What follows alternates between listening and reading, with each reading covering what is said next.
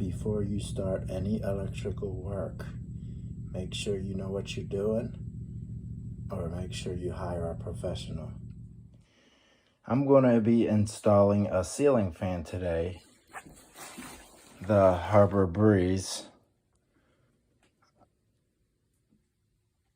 and it's actually pretty nice. These are the tools that I used. I don't recommend using this, but just using this is better because you can strip stuff out, and wire nuts, which are these, but they come with the ceiling fan, and I like to tape them up with the tape and strip new wiring because the old wiring could be pinched or broken a little bit, and that's pretty much all you need. So I just got a ceiling fan from Lowe's for a customer of mine, and I'm going to change it out. So let's get started by opening it, and I'll show you the stuff inside. Okay, so here are the directions, and all you got to do is really flip through this, and it'll tell you how to put the fan together. You also got the wings out and everything, and it does come with 3 light bulbs. I like to turn it off from the main, but this will do. Just make sure nobody turns it on when you're working on the ceiling fan.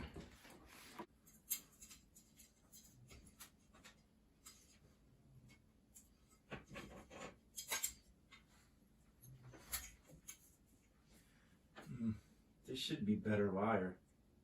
I'm gonna cut it and strip it so it looks like some of the wires got cut off, or maybe they were old.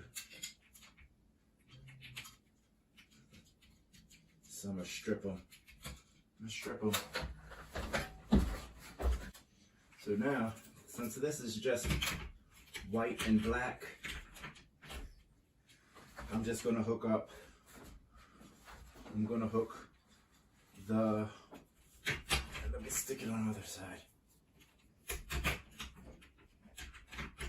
And let me secure this first. What you wanna do is not tighten everything first. Make sure everything threads, and then you tighten everything down. Because one is just gonna give you a fit if the holes don't line up. So that's that. So now, because this is only white and black coming from the ceiling, there's no green, I don't believe that I have to worry about the green because there's no green there. But since it's only white, you want to connect the white to the white. White goes to white. That's the neutral. So make sure they're even length, or make sure they're shorter. Or if this is strands and the other one's solid, make sure the strands are a little bit longer, because when you get it in the hole, you start threading it, it stays at the bottom. And this is just tug on them. If they don't come out, then that's good. And as for the black, since I have a regular switch over there, you're gonna hook the blue and the black to the black is power. The blue is the light from the fan, and the black is the fan. Now, if you had a dimmer switch, you would have a red wire coming out of the wall, which the blue would connect to the red. But in this case, you don't. So they all go together. Now, if this had a remote, it would be different. You can't have a remote and a dimmer switch at the same time.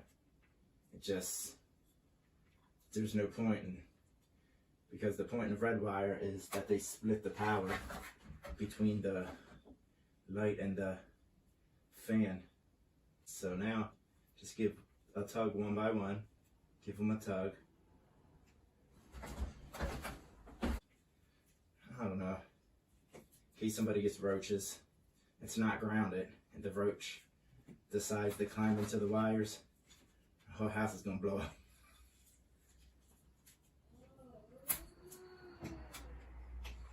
So, yeah, just put a little bit of tape, a little bit up here.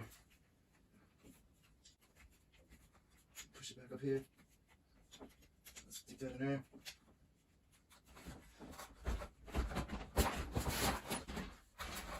This is the same thing. White goes with the white.